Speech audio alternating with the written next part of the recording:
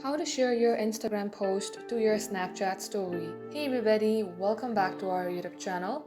In today's video, you will learn how you can share your Instagram post in your Snapchat story. So without any further delay, let us jump right into the process. First of all, let's open our Instagram app and get logged into your Instagram account. Tap onto your profile and head over to your post. Then tap on the share icon and copy the link of the post. As you do so, let's go ahead and open up our Snapchat. Get logged into your Snapchat account and click any snap that you would like. You will see various options on your right corner. Here tap onto the third last option and paste the link. And tap on search. Then tap on attach to snap. Now you can also place it wherever you would like, and you can also add music to your snap.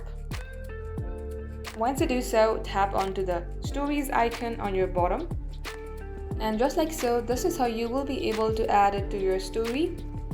And that wraps up today's tutorial. Thank you for watching the video till the very end. If it had helped you in any ways, then make sure to like and subscribe.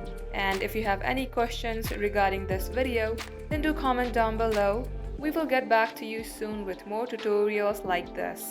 In the meantime, stay updated.